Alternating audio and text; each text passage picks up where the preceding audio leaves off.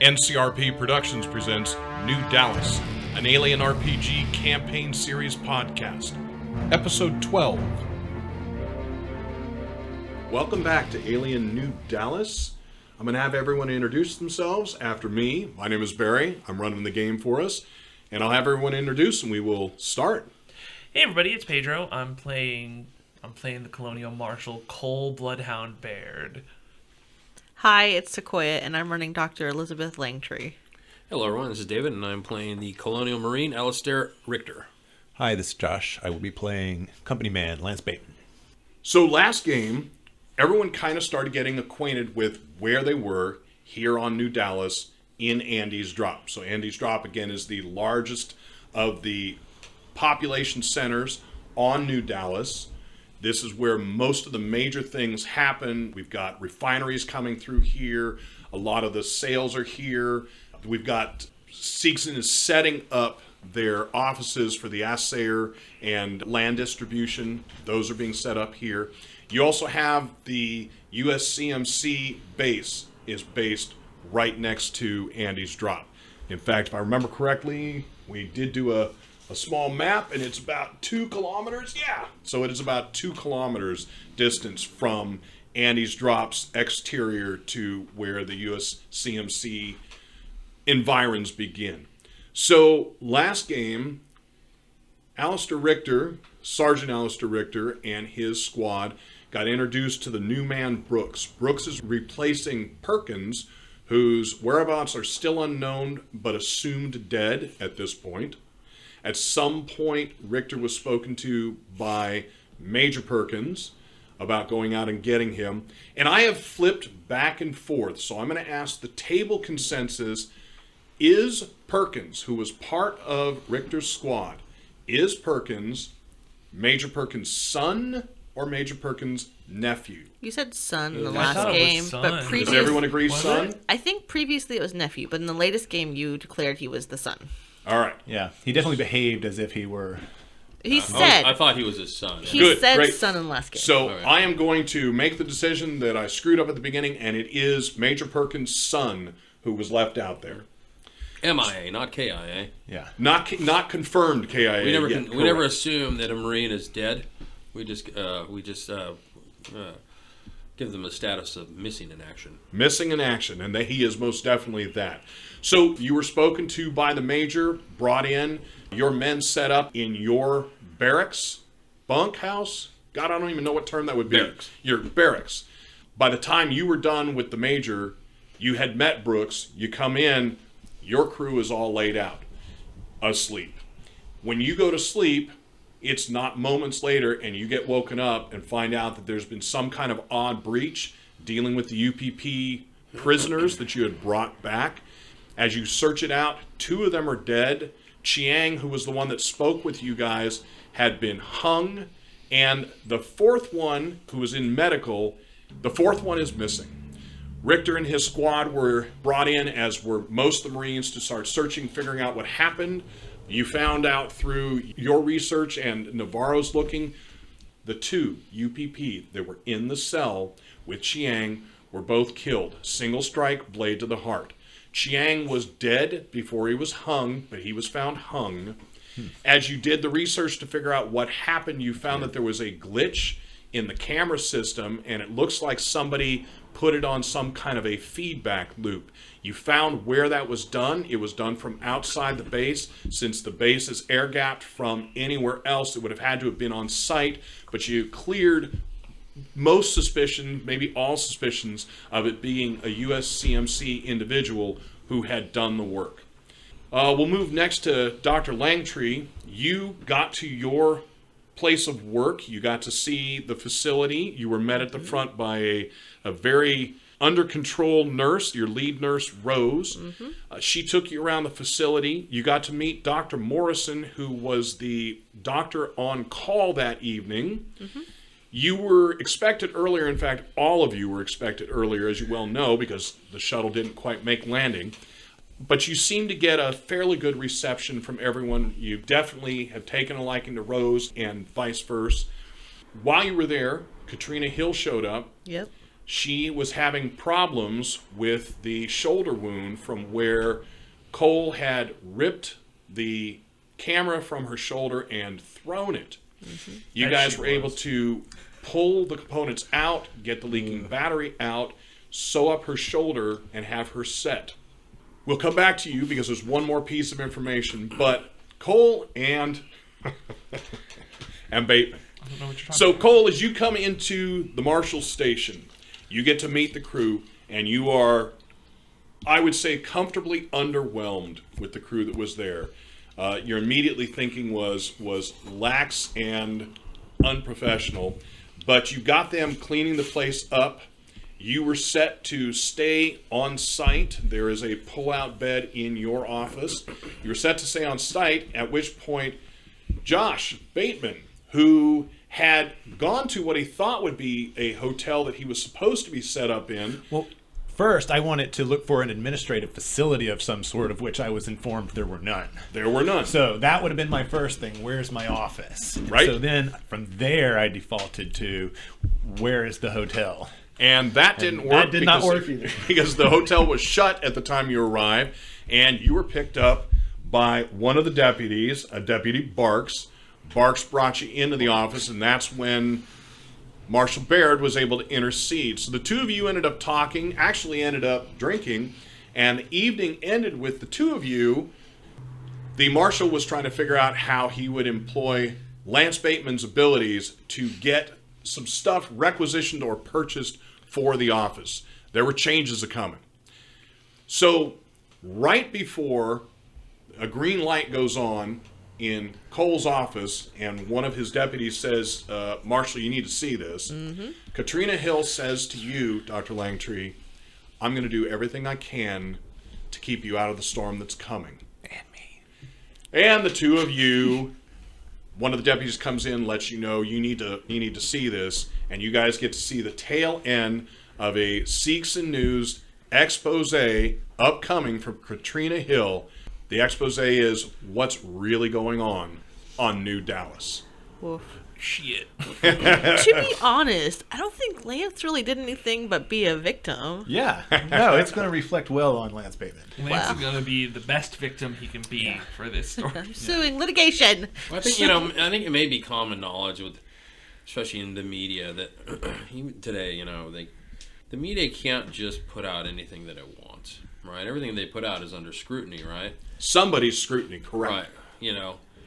If they go and capture unauthorized video of classified operation, they risk putting themselves in extreme danger of being prosecuted and imprisoned and all kinds of things. You know what I mean? Absolutely. and that's still true today. There may not be journalistic integrity, which there pretty much isn't these days, but there is a level of expectation for secrecy, safety, and there still needs to be a connective tissue, even if it's falsified the entire way, between information that you collect and information that you put out. I don't just get to make up a story, literally make up a story. I have to make up the story from somebody giving me information, the level to which I'm going to investigate that information. That's how good and truthful the story ends up being. So, you guys have finished watching that. We got Baird's response, and then Lance, finally, you've realized that your device, it's not going to be a cell phone, but it's going to be more of the pad that has everything on it. You hear the blip from inside of your briefcase, which you had expected you would probably have gotten something a long time ago, like hours ago, but maybe it's just now hooked up to the system. You're not really sure. Excuse me, Marshal. Now, do you take yourself away from where you guys are sitting in his office, or? Bateman might be a time that I think I gotta hit back to my room. It looks like I got a bit of a situation I gotta prepare for. And what time exactly is this? It's about 5 in the morning. I was gonna Early say in the it's. morning. Okay. I was gonna say late, but I guess it's late. It's early. late night or early morning, depending on how you want to do it. And you guys are sitting, actually, I said your office, but what I meant was the mess hall. I think maybe it's time to hit the sack. So I still, at this point, don't have a sack to hit. Correct. In fact, Marshall offered you a sleeping quarters. So- Here. No, I mean, I'm sure the hotel will open up soon. Is there... One of the cells. So since now I know that I need to, make a deal with Mr. Bateman, are there any are there any open marshal rooms? Like, are we fully staffed, or are there extra rooms rather than cells? Well, so on site, you have a pull-out bed in your office. You would assume, although you haven't been in her office, that, and last time I said under marshal, it is actually assistant chief deputy marshal. But assistant chief deputy marshal Talbot probably has the same as you. Probably has a pull-out bed in there, although her door is shut, or was shut when you came in. Aside from that, there's not really a sleeping room or a bunk room, that kind of thing. He could sleep in a chair out in the main halls. Not So everybody else here is here. Goes off site to sleep. Yeah, they go home, right? Yep. Yeah. Okay, well then, well, Bateman, unfortunately, we don't really have any extra rooms right now other than the ones that are right down this hallway. I'm sure, Marshall, if you look really close, you'll be able to find something. There must be some way I can, ask you to reconsider and take a little bit better look around. I don't mind if it's, in use, just not at the moment. I'll be Should fine be with that. interrogation rooms. He could conceivably sleep on a table. I want to try to manipulate the marshal straight up into giving me the other deputy's room. Well, both of you That's what I guys wanna do. go ahead and roll a That's what we're doing. manipulation roll. Interesting. Is it against my manipulation, or Yes. okay? Those manipulation. Yes. Do it, Marshall. Mine's probably not too bad. Why do you have so many dice there? And again, I want to remind you something that we had been playing wrong earlier in the game, which is if you choose to push and add a stress, you can push a roll where you have had no successes or even only a few successes and want more. It will add a stress die. You cannot push a roll in which the stress die has come up with an alien, and you can only push one time, although there are some talents that will let you push multiple times. But when you do the push, you maintain all of your successes. You don't, like we were doing, you don't re-roll the entire pool. You only re-roll the failures. And we did determine that we're all at zero stress. You 'Cause are I have all two at on zero my sheet. stress Okay. and all fully healed because nobody took a critical injury. All right, let's do this. What we got? Now, how quickly do we heal stress? Beat Naturally. one. Stress is I'm basically gonna the same push. as healing. It's one every turn. Okay. If we're in a safe place. If you're in a safe place, correct. Gotcha, okay. And then because I have the cunning talent, I can push again. So I'm going to push again. Are you adding the stress die Yes, to I push? get one stress each time. So there, and then yeah. So that would have been. So now I have 2 stress from double pushing because of the cunning talent, which allows Okay. me to double push manipulation rolls. All right, so you're already, that's very funny, but you're already kind of getting worked up. And Yeah. what do you So- have for successes? I got Jesus. 7. Too fucking many to my one. So do you have do you get bonuses for extra successes for wits? He gives Oh, the there's marshal's plenty of bed. things that you can do. Stunts. Yeah, stunts. You have plenty Yeah. of stunts. So, Let's see what we Marshall, got while here, he's Marshall. looking up the stunts, That's crazy. you are being manipulated I to think get I him a want room, your but there's bed, got to be Marshall. some place that he could stay. And in all fairness, you do know of one. Now, your options are acquiesce and give him what he wants, Or shoot him in the face. Yeah. or battle him.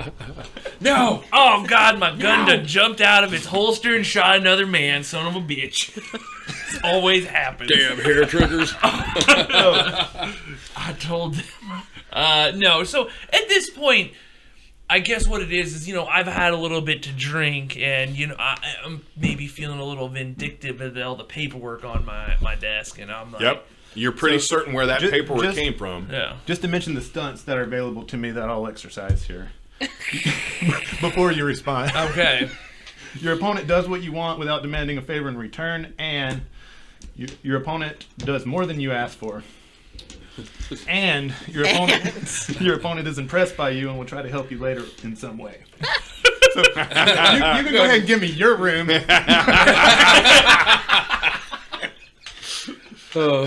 I'll take that one, and you can figure out what to go from there. That's awesome. Let me see. So are you asking for my office specifically? No, he's asking. Okay. He asked for a place to sleep. Okay. He's sure that you could find one. Like your room So- will suffice while you look for suitable quarters. So thinking that the only other option is my room, I don't want that, so I will give him the other room. You're gonna go above and beyond. You're gonna handle like the keys to your car. You know, actually, here's my badge and gun. You know, I think you got this here, Bateman. You just tuck him in and read him a bedtime story. All right, the warm milk is ready. The warm space milk. Drew you a nice warm bath. Milk. It's called Spilk. It's Seegsons Spilk. Oh my god. Don't ask. Okay. Seegsons Spilk. Don't ask. No, so I'll say, all right, Bateman. Well, you know what? I guess we're supposed to be doing good business together, and I don't suppose putting you in one of them sales is gonna be good business. But you know That's what I'm saying. I think considering that both me and the assistant deputy Marshall, which I'm forgetting right now, would want to. No, I remember her. I just don't remember the rest of the title. I think she's going to want to make sure that our new Seegson representative is comfortable. So, how about this? I know she's going to have a nice bed in there. Let's get you set up in there, and we'll make sure you got some good accommodations for tonight. That sounds quite agreeable, Marshall. I appreciate you going the extra mile for Seegson. You know, you are welcome. Yeah, we hope Seegson and us can do some good business, because we have to. So you go up, you Yeah. run your hand across her pad, and the information comes up, override ? Yep. All right? As you go through, her door opens. Now, her office is immaculate. There is not a single paper My clothes on are her super desk. dirty. I mean, Gotta make a mess of the place. Underwear hanging off the desk. we went walking through the mud. I still got mud halfway up my pants. Like my shirt's all untucked and brown where it should be white. So her office is set up exact opposite to yours.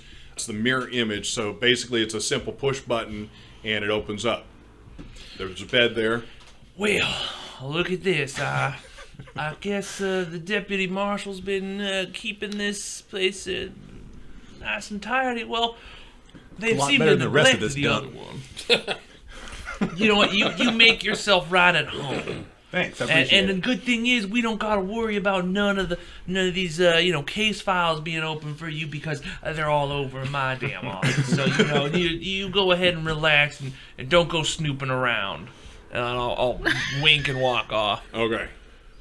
All right. So So now, yep. as soon as I have complete and total privacy, I will take one last look around and unlock my briefcase. Okay.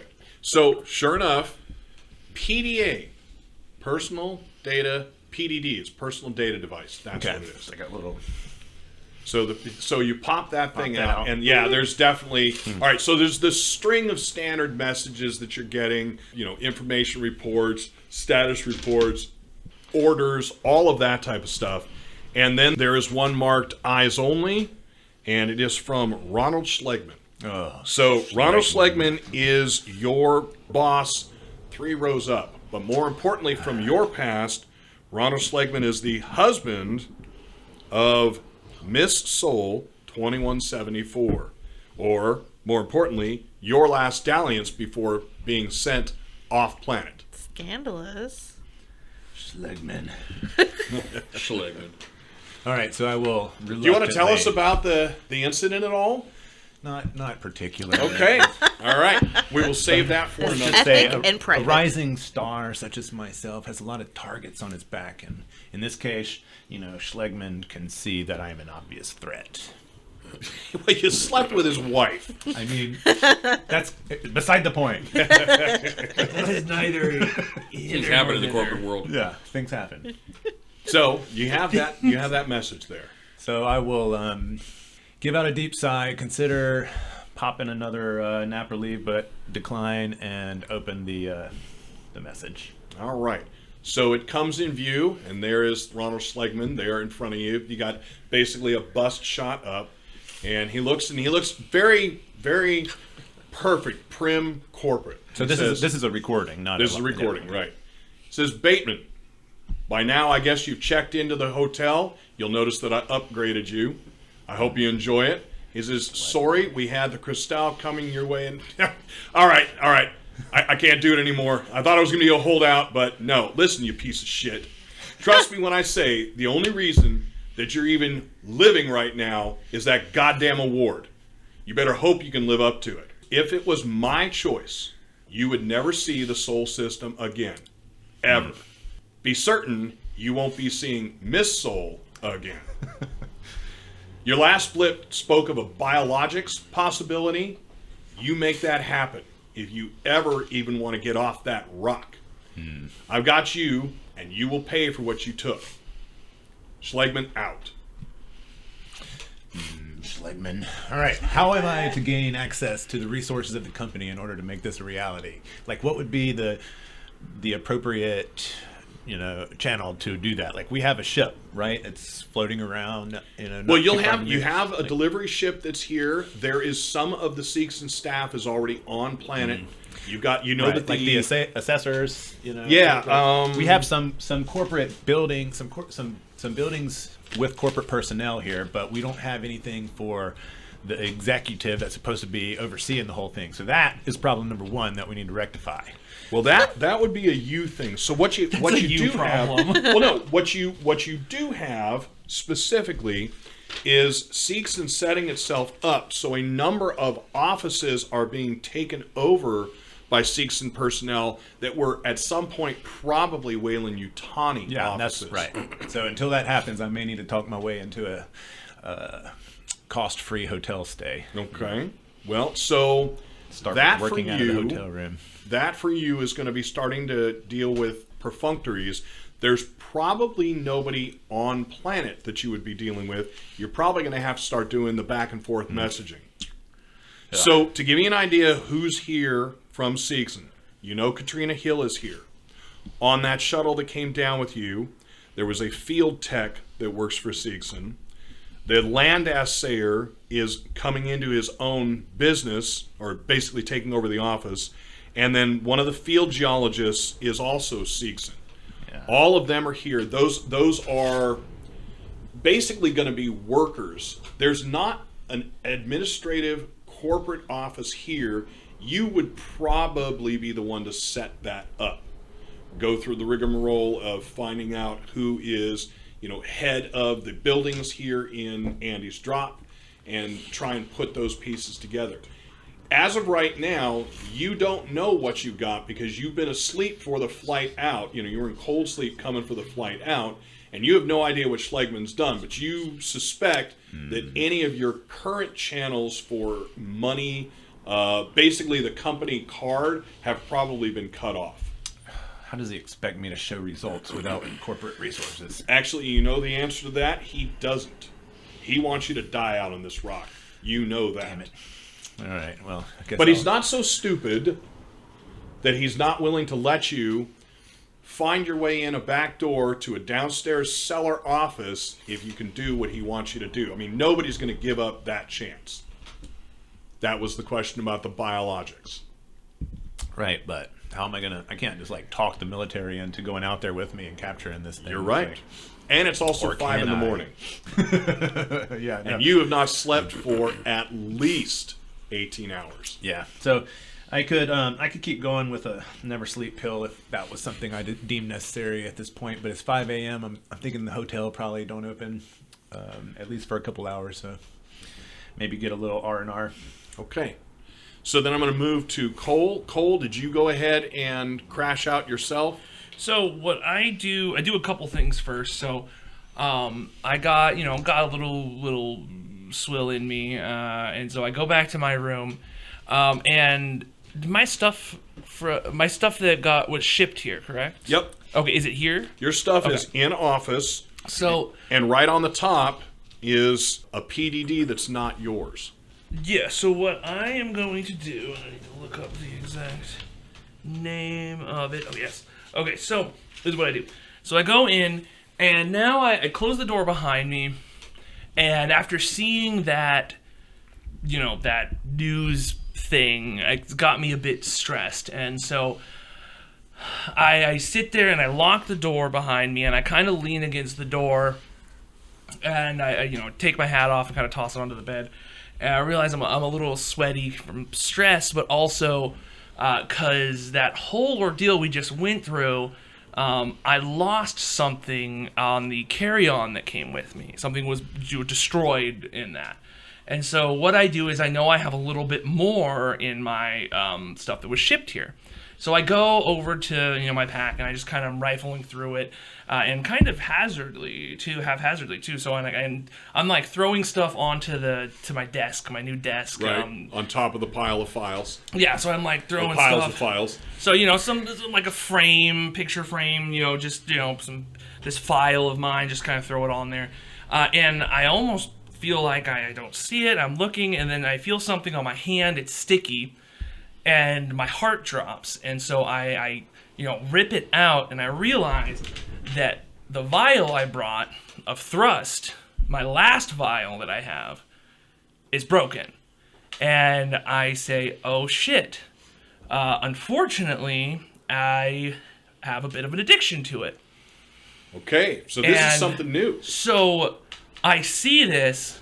It's not the first time this kind of thing is happening, so I've been low before, so I'm able to, I gotta scrape some of it together, and so, I quickly, scrape as much as I can. I go and I sit on the chair, and we kind of developed it. Did you imagine it was a smokable, or? I imagine it's a smokable or a snortable. That's what I thought. So I look at it, and I'm like, God damn it, well, can't snort it, don't want any glass in there, so I'm gonna have to burn it. And so I take out and make this little pipe that I have, and I do some thrust. Okay. And so then, I do that, and I feel that calm come over me, but then I still have some worry because I realize, God damn it, I don't know. I gotta look in some files, see if anybody sells this shit way out here. There has to be some of this goddamn shit got everywhere. And so then that's when I take one more hit, and as I'm thinking about that, I look across the desk, and what I see is that I've kind of tossed out there is the file, which I always, have carried with me, and I open it up, and it's newspaper clippings from my last office, and it's all, newspaper clippings of, like, people I've caught, or, this time that I was able to rescue 6 people from a burning building, from when I was younger. And so, there's even a medal there in its case that I just tossed onto the desk. And then I noticed that there's some broken glass there, and it's from a picture frame. And so I lift the picture frame up, and I'm sitting there, and I'm looking, and it's my daughter when she's younger. It's me, her mom, and I, looking happy. It's probably the last happy photo I have of her, because this is right before the thrust incident. And unfortunately, during the thrust incident afterwards, the one guy that got away, he wasn't too happy about what I did. And I never used to worry about it. I knew I was, a marshal. It has some, downsides to it. But you really don't understand that until you come home and your wife's slaughtered and your kid saw it. So, after that, you really try to delve into your work and, make sure that they're protected. So, I'm looking at this picture and, at the pipe, kind of reminiscent on everything that happened on the oil thing, and I that's kind of where I end off, and I probably end up nodding off in that chair. Gotcha. What started you on thrust? How did you try it for the first time? Well, it was after, my wife was killed, and I, delved into trying to find this man, and the stress of knowing that he's out there and, that makes sure my daughter's okay, it gets to somebody. And, I've taken in a lot of these, thrust heads. And, thrusters always seem to have some cool to them. You could point a 44 at their face and they smile at you. So, I thought maybe that might help just a little bit. Okay. And a little bit turned into a little bit more. And how much do you use? Do you use a dose a day, a dose a week, a dose as necessary? We'll say a dose a day. Okay. You know, it got to that point. Well, you say it got to. Is it still there? Oh, yeah. That's Okay. about where it been So at. we are a dose a day, and you just took your last dose Yeah, we'll this say day. a dose a day. All right. Very good. And then you nod off in the chair. So then, Dr. Langtree, you finished with Katrina Hill. She's kind of laid that, could be a bombshell, but more or less just kind of was a comment made to you. Yeah. Well, I'll give her her aftercare summary of what she needs to do to take care of this, and I'll give her equipment back in a plastic bag. And I'll say one more time is I'd like to just make sure you understand exactly how isolated we are on this planet. Oh, I absolutely understand that, Dr. Langtree. My expectation is that you've done so much for me. I will make sure that your isolation is less than most people's. Seegson is coming here, and is coming here strong, and I have every expectation being the person to usher the new era in, and I won't forget you. I promise.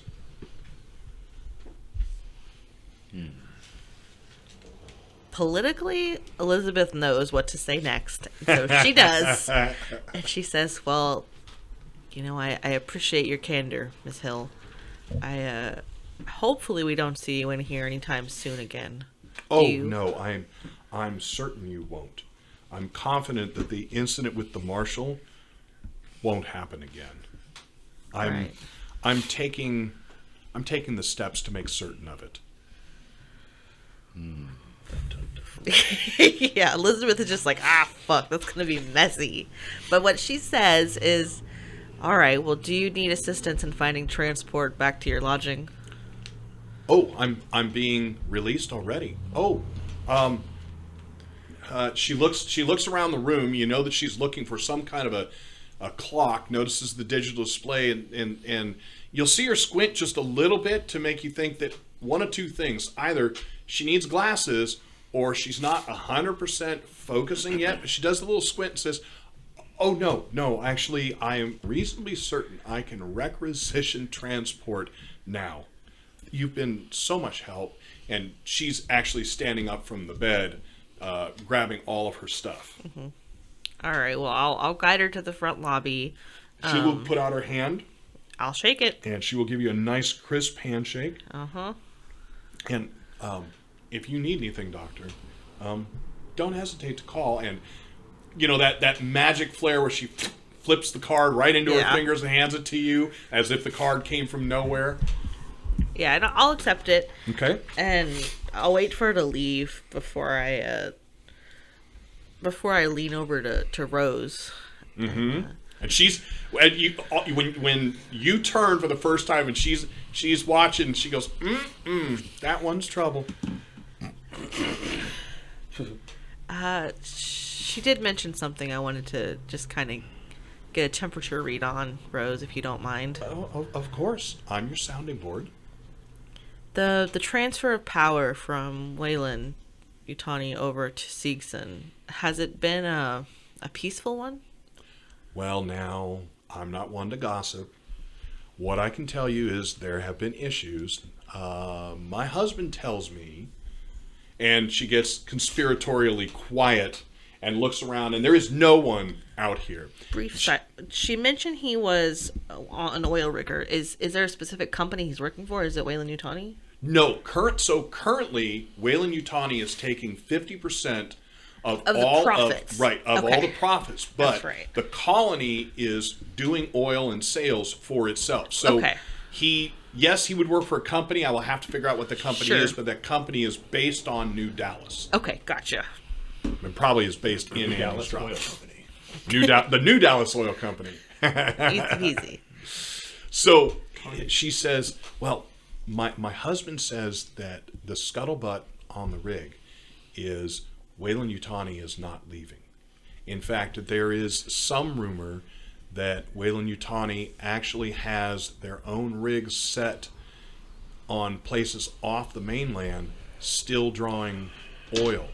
I don't completely understand it, but he tells me that the way that this planet formed, the oil pockets are going to be huge, and so far only a few of them have been found, and supposedly Weyland-Yutani has found more of them.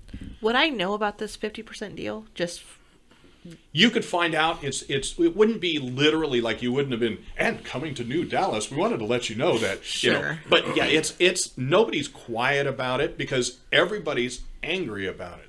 So Weyland-Yutani. So the idea being, Weyland-Yutani paid to put the atmosphere plants here, paid to put in the infrastructure, not all of it, but the beginnings of it. Colonists are sent out here. They work for Weyland-Yutani. They work for nothing, where almost all of their wages go away. The planet now, 70 years later, is at a point where it should be able to sustain itself.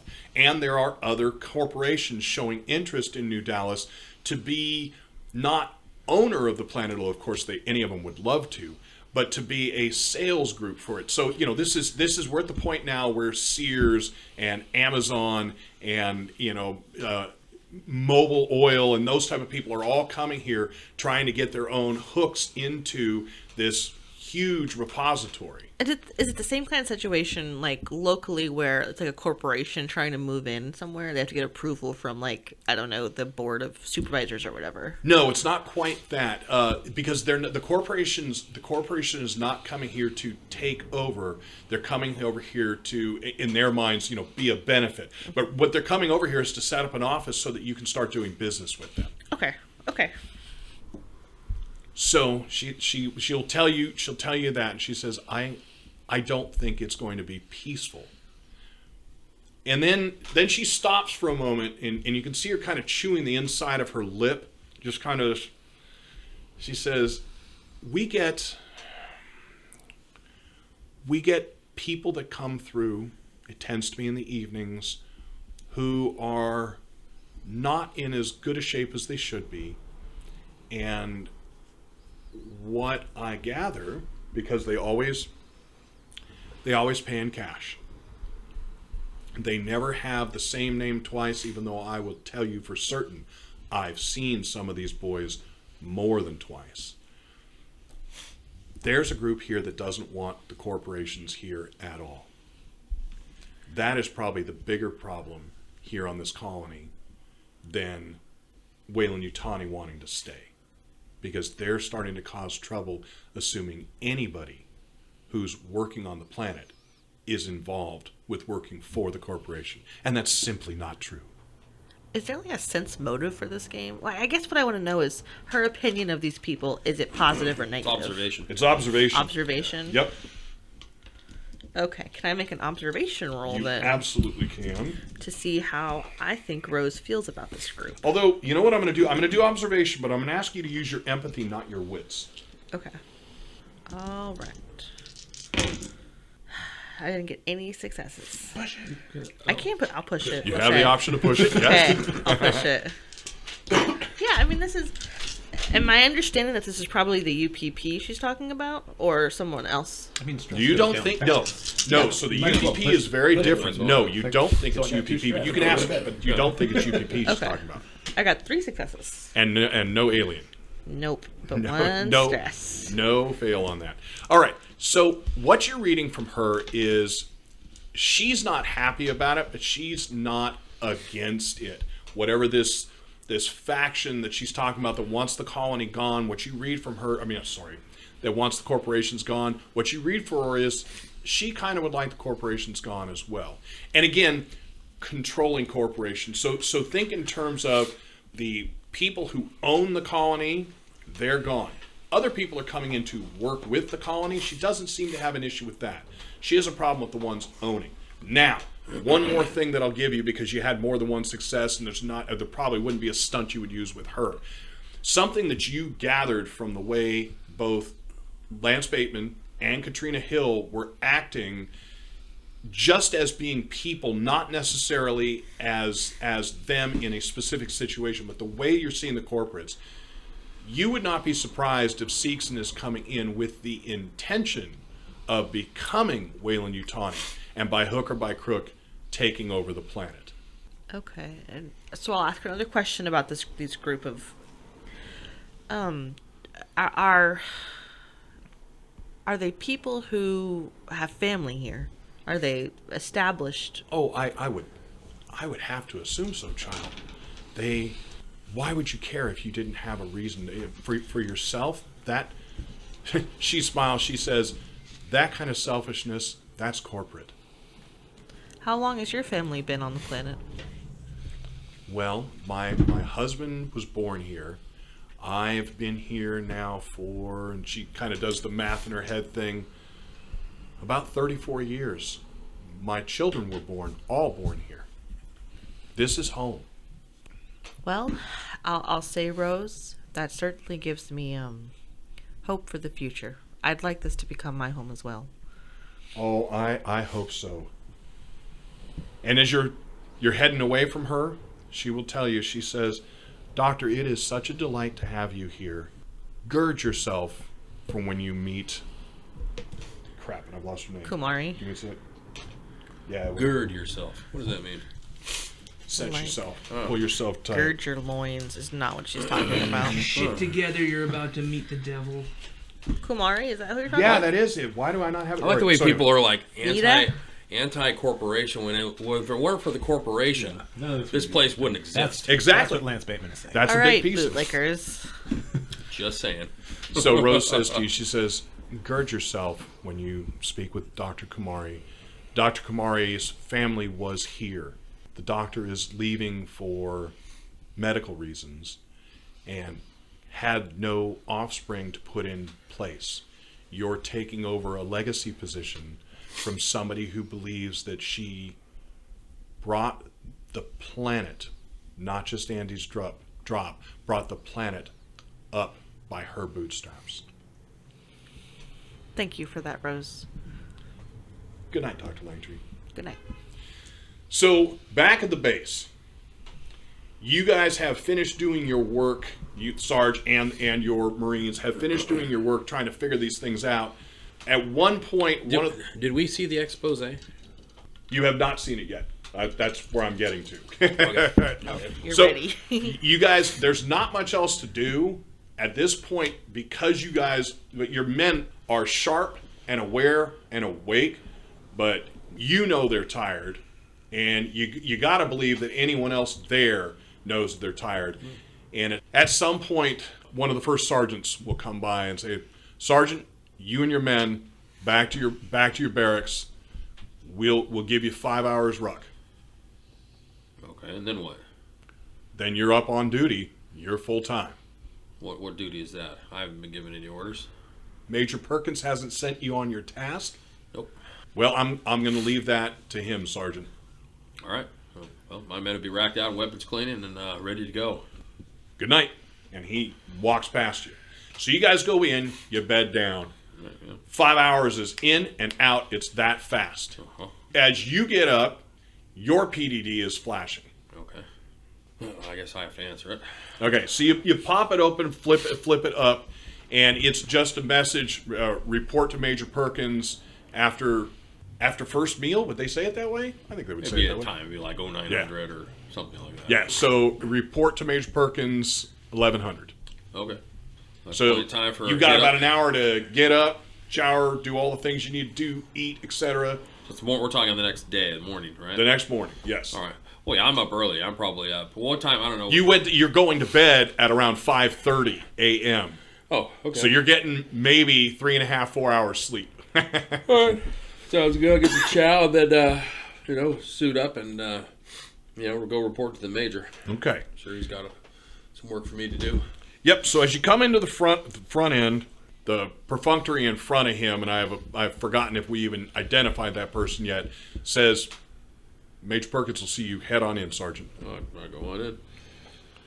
All right. So as you come in, he says, good, Rictor, have a seat."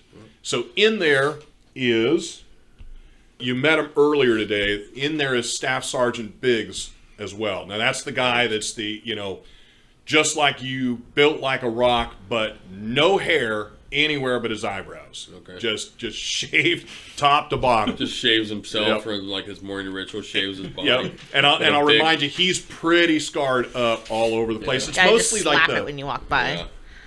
most of it's like the white scars where he's been cut. It's not acid melted scars or burns. It's generally just like cuts and abrasions that have healed. He's got a couple of the puckered bullet type scars around his neck and such. But as you come to sit down, Sergeant just nods at you, one nod. Sergeant says, all right, here's where we're at. I've got everything set up. You and your men, you're going back to the island. I want you to find my son. I look at Biggs. Mm-hmm.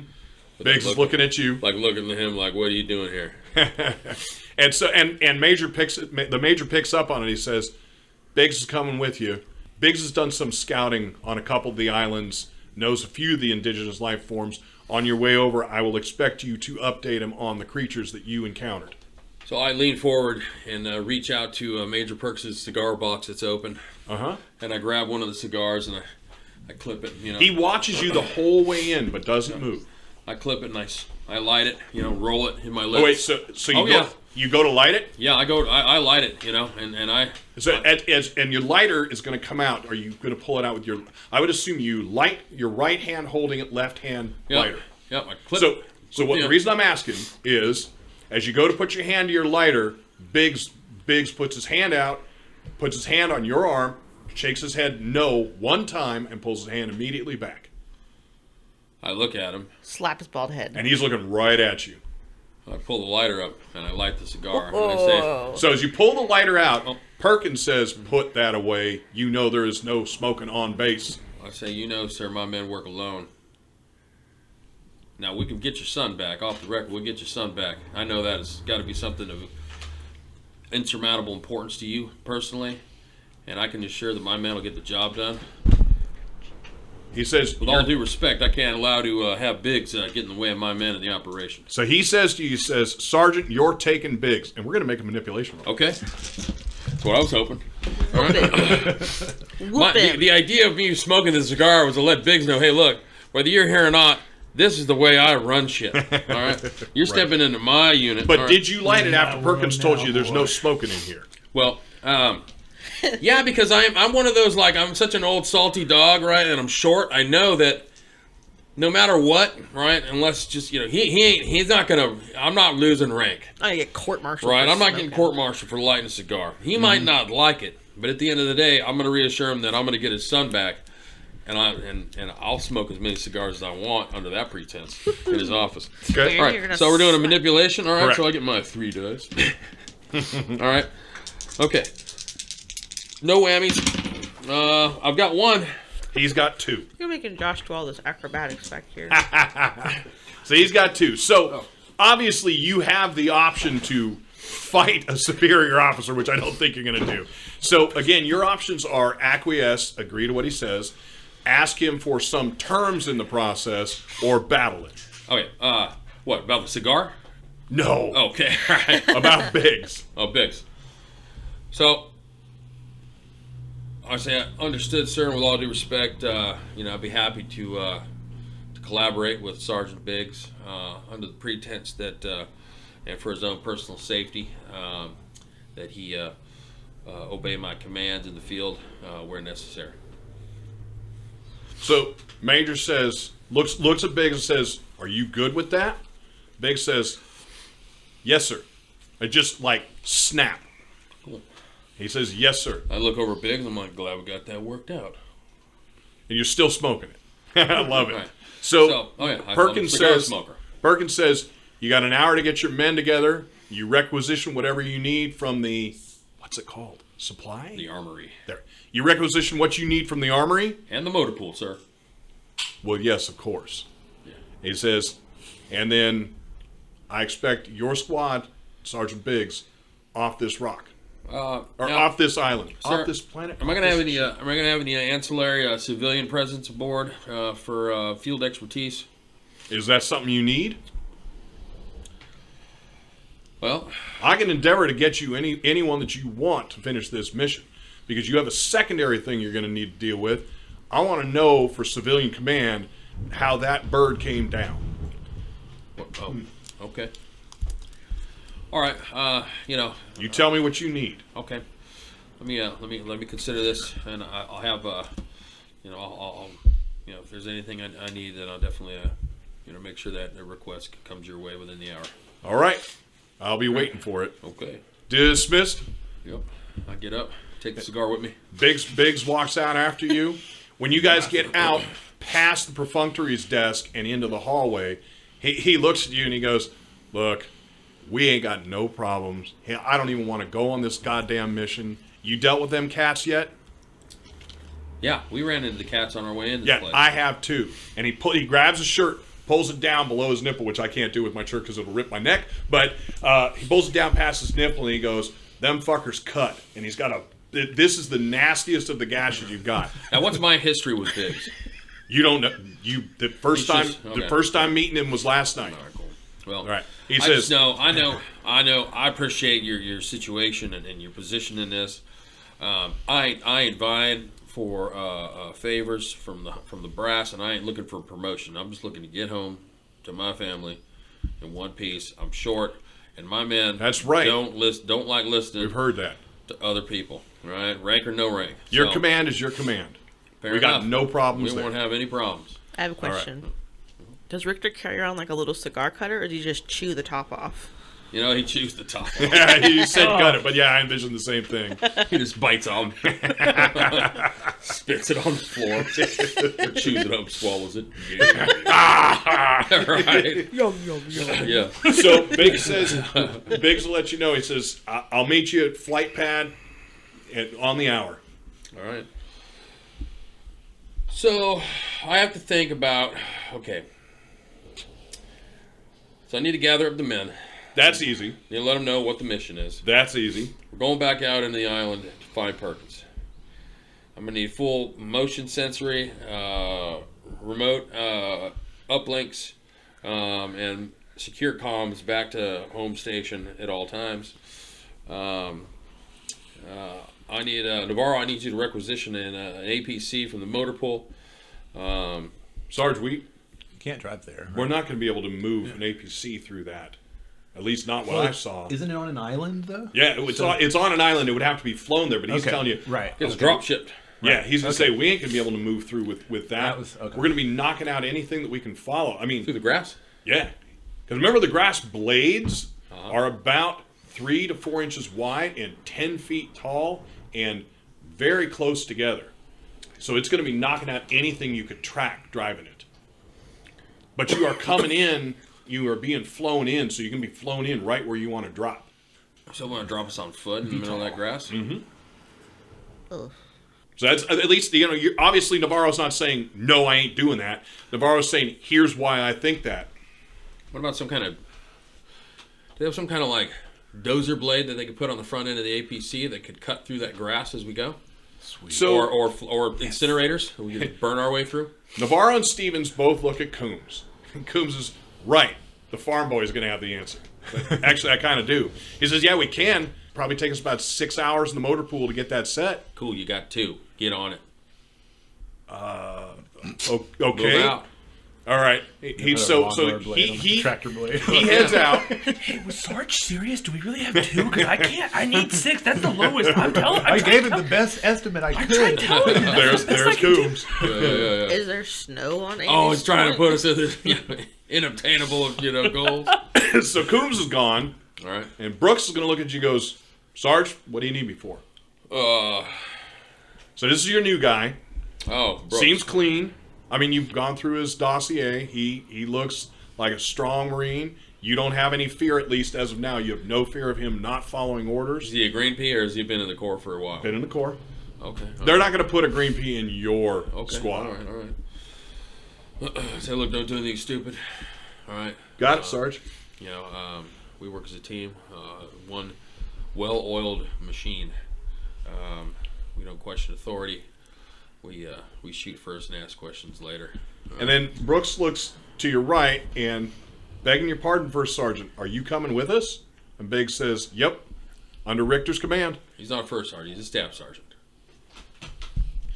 Does it snow on Andy's drop? Andy's point? Andy's drop? Andy's drop? You're right. He's a staff sergeant. Thank you. Yep. He's a staff. It says staff sergeant. He's a staff sergeant, Yep. and he will be accompanying us, and he will be bringing his field expertise on site to help us obtain a mission, which is to locate and locate Perkins and bring him home. Give me a wits observation roll. All right, now we're talking. Wits observation. All right, here we go. Oops, that's not a stress die. Oh, I do have one stressed. All right. I've got one, Hot diggity. two, got 2 successes. What were you going to say? Does it snow on this planet? Probably. Is there like a snow plow? You are not aware of one, but you haven't been Not anywhere. me personally. But in your checking the planet, no, you don't think there's a snowplow attachment that would be just obviously here. Okay. It does not snow on the continent that Andy's drop is on that you're aware of. If it does, it's limited. No one talks about snow here. Like nobody's bringing skis.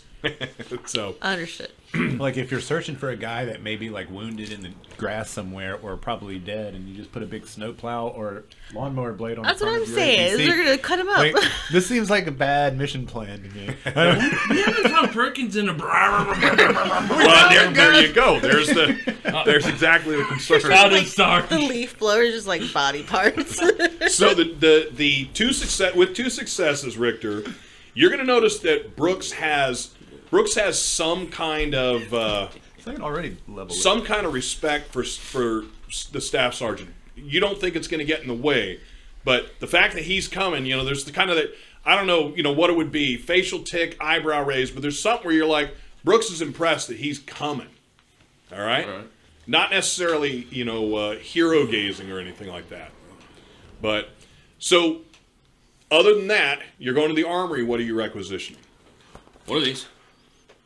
Okay, so Standard Marine, Yeah. Marine Corps So- armor personnel vehicle. So what is the guy who's in the armory going to be called? It won't be his rank, but he's got a Quartermaster.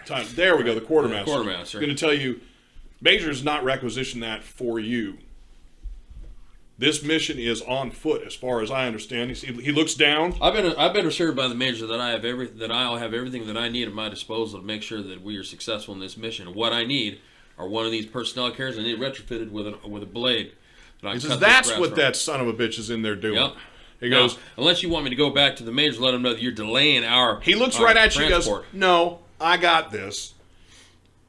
And he pushes the button. You hear the bleep through the little plastic screen, and he bleeps and he says, "Yeah, this is Boggs down in requisitions. Yep. Can I speak with the Major?" And then he picks up the phone. And on his side, he says, "They're asking for an APC. Yes, sir? Yes, sir. Yes, sir, I'll tell him. No." He hangs it up. He says, "No." And Biggs leans into you and says, "There's really not an ability to put that thing down, Sergeant. I mean, I'm not getting in your way. I'm just saying, you drop that down, you're going to cover everything you're doing with those blades of grass." Well, we're going to locate Perkins and we're going to go retrieve him. And what happens if we run into a hostile indigenous species, unlike the ones that left you with that scar, in numbers? And what are we going to do? On foot, what are we going to do? He says, "We're requisitioning," and then he says to the requisitions officer, he says, "We're going to need 4 of them flamers just to start with. Right. We got this." Well, so in the meantime, I still stand firm that the personnel carrier is the best and safest mode of travel to be drop shipped to the island. Well, the requisition officer smiles and says, "You can think all you want. You ain't getting it, Sergeant." All right, hold that thought. I'm going back to the Major. So you wander down the. I go back to the Major. All right. Yeah. Do you when you step into the office, the perfunctory looks up and says, "Sergeant." I walk past the perfunctory Oh boy. and All knock right. on the door and Okay. knock on the door and step in. All right. So the perfunctory's up and you step in. Major's on the phone, looks up, and the perfunctory goes to you. See him goes, "Ah!" And he pushes like that. And he points at you and points to the seat. and actually, he would. Yeah, he would just point at you, point at the seat. I sit down. All right. So he finishes talking and he says, "Sergeant, what in the hell is your problem?" Sir, with all due respect, I was assured that I'd have everything I needed to guarantee me the success. You of this do mission. not need an APC in an area where that would cover most of the tracks. Staff sergeants should be able to tell you what you need down there. Now, I'm not telling you can't take more, but there's no goddamn reason you need an APC on that island.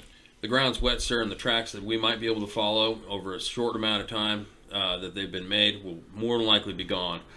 Tracking on site is going to be almost impossible. We'll need to use Hold remote that sensing. thought. So he clicks up a thing, turns around a screen. So he goes, watch this. So what you do is you watch one of the APCs, those.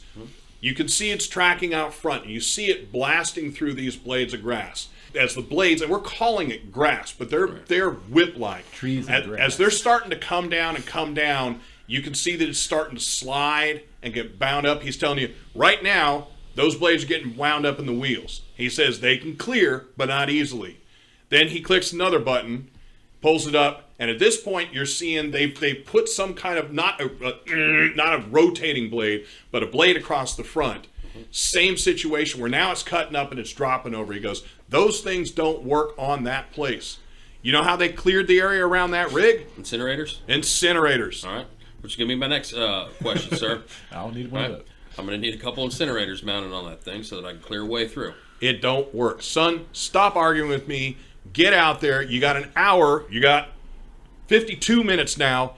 Get out there and find my son and get out of my goddamn office. I hope we're able to give you the results that you're desiring. I know you will. All right. Well, yeah. Going to put us on foot makes no sense. But I mean, okay. All right. Absolutely no sense. Do you have the VTOL for the entirety of the mission? They're not just dropping you off, or are they? Don't dropping you know. off and picking you I up? don't know. What do my orders say? They don't just be like, go get them, right? That's not the way military works, right? You know, they give you specific orders, yeah. Yeah. So No. when you get down to the drop, would it be a drop ship? Yeah, it'd be a drop ship. It wouldn't be a shuttle for them. When you get down to the drop ship, as you're starting to load things, including the 4 requisitioned flamers that were set there, as you're pulling stuff up, the pilot comes out, and pilot's name was Williams, right? I don't know what the pilot's name was. Damn it. I'm not sure why. I don't know that we would necessarily want to. I mean, on foot. I mean, time should be of the essence. So, but going on foot with incinerators isn't nearly as efficient as having a vehicle with incinerators. We're better off not incinerating the place and maybe causing some type of widespread fire and just moving through the ground. Right. In that vehicle, you're not gonna be able to do much anyway. On foot's gonna give you the ability to look at the ground, but Okay. what I There's no am monster trucks in the military. Yeah. Just get a big enough wheel, Yeah. don't matter, right? They were sent to APC. Whatever they. damn it. All right. Well, I thought the guy who brought you down. Can you just what is the word? I don't know. Manipulate angrily the quartermaster into letting you take one. I mean, Yeah, I'm gonna go with it. So, just come on the dropship. First Lieutenant Williams will tell you, "Welcome back, Sergeant. We're taking you on. We're gonna be dropping you at the shuttle's down site." okay. He says, "We will be on high recon. You call us, you need us. We're here. We can be down in less than 15 seconds." And your guys are loading stuff. I don't know that we necessarily need motion trackers. I need somebody with a motion tracker. You got the one motion tracker for Navarro. Do you want more? No, which you want, because with the one motion tracker, you can't also fire a weapon. You have to hold it and use it. So Okay. we'll be down one gun that way. Anything other than that and the 4 flamers and your standard weapons? No. All right. Very good. I don't know that we need the flamers, to be honest with you. Well, they're in there. Okay. They're in there. Drop them by the Well, marshal's we're office. using the incinerators. We can't use our pulse rifles, So, yeah. You can't dual wield those? We'll just have to know. So on your sheet, as far as encumbrance and as far as lines for clips, etc., that type of thing, how many clips are you adding to your lines there? Well, I've got 2 reloads. Okay. Do you want to take more? Each one is a point of encumbrance, and I believe that my Are they a encumbrance... full? I thought they were a quarter or a half. Let's see. They're each a point. That's Oh, no, yeah, no, each one's a quarter. Yeah. Of encumbrance. So I have 4, and I have 4 pulse grenades. Okay. We'll do, so... My question first is, do you want any more clips? No, that should be enough. Okay. Clips. And what I'm going to assume is that your Marines have exactly the same as you. Yes. Okay. But I'll take 2 of the Marines, Coombs and Stevens, and replace their rifle grenade tubes with incinerator tubes. Okay. Right, so that they've got incinerators there instead of the big incinerators that would not give them the ability to fire their pulse rifles. Okay. You had a game mechanic question. So Yes. the premise of this RPG is set in like the 80s. So there's technology that we have now that we didn't have then. Have they like done anything to mitigate that? Like, are there drones, for example? Yes, or, there are drones. Like, have they updated the technology to match what we would have now? What I'm trying to do is make the technology leaps that you would expect now Okay. because we have them, but still have the kind of clunkiness, the large screen clunkiness of that. Yeah. That's kind of as I'm putting the It's movie like in the my head. That's what foundation I'm envisioning. technology hasn't improved much, but they've expanded the use of that larger technology. Is it the 80s? Well, that's kind of what you look at, for all of the things Like we're the using monochrome until you. computer screens The and hair scanners, was- That's just like Right, although I will a get you dot to on it. Prometheus and Covenant, where even though those are Yeah, precursors, that's they right. definitely update. Yeah. Yeah. But I don't want to do what I don't want to do is I don't want to do the Star Trek original series to Enterprise step, where the Enterprise things are perfect and sleek, and original Trek they're not, and it's supposedly 70 years or 80 years or 100 years earlier. It's a So I'm bread box. going to do my best to get you guys components that Okay. that make sense within that. But yes, there I'm are gonna drones. throw one into this. I particularly have beef with a game called Mass Effect from going from the first one where you have an infinite ammo source that you just have to not overheat to a clip system for no particular reason, and I've always been pissed at that. That's my 2 cents. Anyway, that's it. Yeah, I've heard I'm this off my a lot. soapbox for now. Gotcha. So, Marines load up. You guys lock in. Other than that, that's all we really need. Gotcha. And you guys fly over. So, over your comm system as you guys are getting close there, and it's maybe 20 minutes? Are one of the Marines in the squad a medic? No. Well, wait a minute. No, you would have. They, You know what? They probably all Brooks have is a medic. first aid. And Brooks is a basic medic, training. okay. Brooks is a medic. We're going to Oh, go so with that. Okay, Brooks. is All a right. medic, Okay. So you guys are flying out roughly 15 minutes there. Williams comes over and says, Sergeant, he's doing the yelling, but I'm not going to do the yelling here. He says, Sergeant, we're over the drop point now. We're going to put you right outside the busted window. He brings it down, and you feel it as it starts coming down and hits the blades of grass, that there's pressure putting it down against it. Right, The weight of the vehicle and the gravity of the vehicle is pushing those blades down. Right. So he gets you down. It's roughly, as it's holding there, it's a 5 to 6 foot drop for you. I was gonna say before we get to that point. So every Marine has a data transmitter. Yes, basically, right. We didn't. We weren't able to locate that signal because PDTs. That's what those are. we weren't able to locate that signal because we didn't have comms initially Correct. when we landed. So we had comms at base. Yep. Right? Were we able to scan No. these sensors to find that? No, and thank you for reminding me of that. So that was the other thing. You had asked Stevens to set up communication so that we are always on, and he will remind you that there is troubles making direct connection through something. Remember, the island had the magnetic disturbance. So as you guys get closer, you can start tracking, but from base you are not able to track.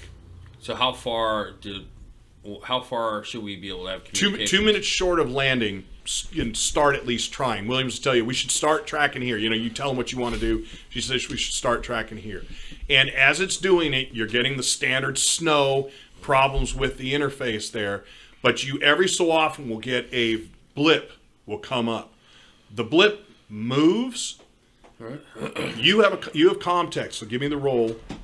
All right. Let's see. Oh, by the way, that stress is gone. Okay. It's been more than 10 minutes. All right, It's a cool. nice leisurely drive. Yeah, actually, it is. There's no rain. There's no wind. It's just a flight from point A to point B. Then the plasma comes. I've got one. I've got one. I think I'm gonna push it. Okay. It begins. Yep. Why not? All right. Go ahead and push it. I've got 2. So now I have 3. So Okay. that's cool. All right. So 3 successes is going to give you some extra stuff. Yeah. But you are fairly certain, as that blip is jumping around, that you are having the weird magnetic electric interference that you've been getting. There's no way that you've ever seen anyone be able to move that fast from point A to point B. Okay. So then what I want to do is I want to set up a retransmission spot the point. So obviously, I've got a short range on the communications equipment. Right. So, but it's short. It is short range specifically because of the interference, not because of the device. right. So what I can do is, before it gets too distorted or whatever, I can set up a retrans spot and then take that signal, retransmit it from another device, and hope which is basically setting it back to 0. So once you land, you're going to set that up. Well, I can set it up, or I want to set it up. I want to try and understand how far away I should set up my retrans spot so that I can basically jump it from wherever we're at to the retrans spot and then back to wherever we need to be. So Are we you set up a daisy chain back to Are the you base. wanting to use the drop ship as the retransmitter? We could. I'm just asking, drop is that ship what will you were be thinking? moving. Because Well, the otherwise drop- you need to be on ground to start setting that up. The drop ship, yeah. So normally we'd set it up on ground, right? But Okay. drop ship's going to be moving, so Right. we can't always That's why I guarantee, just didn't know if you were saying that. So you guys will land. That's the first thing you guys will do. So go ahead and give me a contact roll. All right. 3, 4, 5. Did the extra successes I is get one of 2 the extra options for the die. extra successes? What are they called? The stunts. Is one of the stunts one of the ones where it gives you Yeah, I think it's a plus. where it can give you a die on your next one as long as it's Yeah, let's see. So for my my previous roll, +1 modification later skill roll related to this one. There you go. So add one because it's a part of this. So you can add another die. All right, so we're doing contact. So I've got 4 there. I've got 5 in wits. And I'm adding 1 stress die And one more die. and then 1 more die. Okay, cool. All right. Oh, no whammies. I got one success. All right. Cool. So you guys, you and Stevens will set up that first transmitter. You are going to use the drop ship. Hold on. What's that? Okay, I get +2 dice because of my talent. Gotcha. So- Did it come up with a second? No. All right. So you guys will set up the first transmitter. You guys are going to use the ship, even though it's moving, as a triangulation spot. And then are you tying it to the motion tracker? Are you tying it to your basically your heads-up display, which is showing where it should be? I want to use it to the. I want to tie it to the signal that his PDT is transmitting, so Right. that it stays connected. That we can just All right. basically get to, and we don't lose sight of it. And are you reading what we had talked about before game? Is that you have that information in a little HUD display inside your helmet? Is that the way you want to go with that? That you can pull up like a little tiny screen that shows each. So you got Coombs, Navarro. Yeah, there is a little heads-up display thing, but the motion tracker is different. It's a handheld device. But are you using the motion tracker to track his PDT or the actual motion? Are you trying to use it to track his PDT? I was assuming you were tracking his PDT with your head and then the retransmitter you set up, triangulating through the ship. Yeah, we could do. Yeah, that's fine. Yeah, Okay. I like that. So idea. not through the motion tracker. The motion tracker is tracking motion. Right. All right. So is anyone taking? You said 2 Marines are taking incinerators. Incinerators, under barrel incinerators. So Okay. they still have their standard pulse rifles. They just don't have grenade launchers. They've got incinerators. All right, very good. So you guys land, drop ship goes up, and as the ship goes up, you'll notice that most of the blades of grass do not fully reset themselves completely up. It's wet here, but it is, and a little tiny bit of wind, but it is not raining, and as you came in, you didn't see any storm clouds anywhere. So you guys will start tracking, and I'll move away from you. So, Lance Bateman, where are you going? So after some. Oh wait, no, you're asleep. Sorry. Yeah. Let's After start some this rest. over. Okay, I'm still sleeping. You are still sleeping.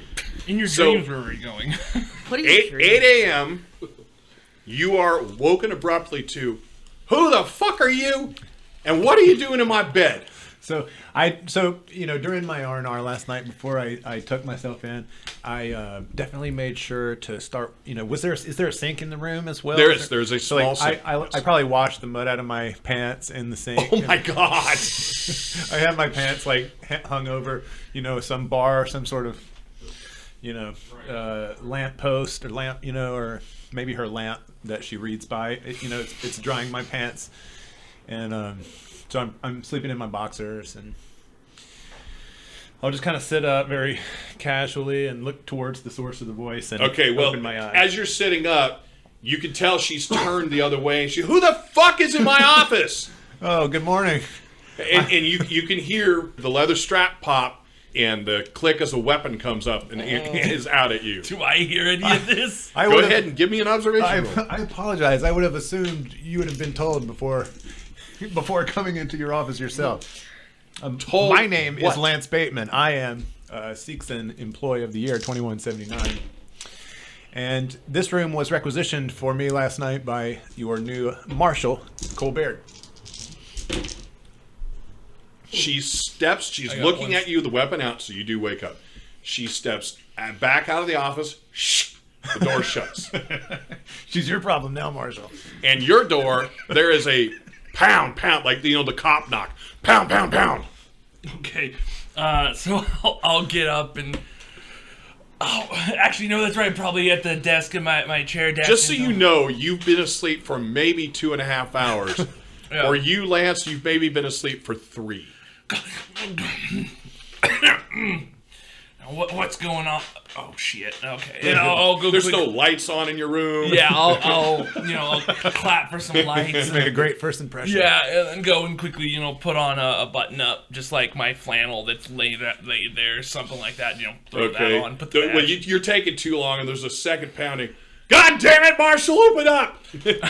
I'm coming. 1 second, and then I'll, brush the hat to hide the hair that's messy. That's messed up. All right. Yeah. So, Lance, you will let me know at what point you do something with what they're doing. While they're talking, I'm going to go over to my briefcase and pop it open, take out a little travel toothpaste container, and brush my teeth with my finger. Okay. Inner sink. Yeah. Yeah. So You let me know when you come out. Are you going to be fully dressed when Oh you yeah. come No, out? I'm going to take my time and do my routine and Very good. get my hair. So wash door down. opens. She's looking at you.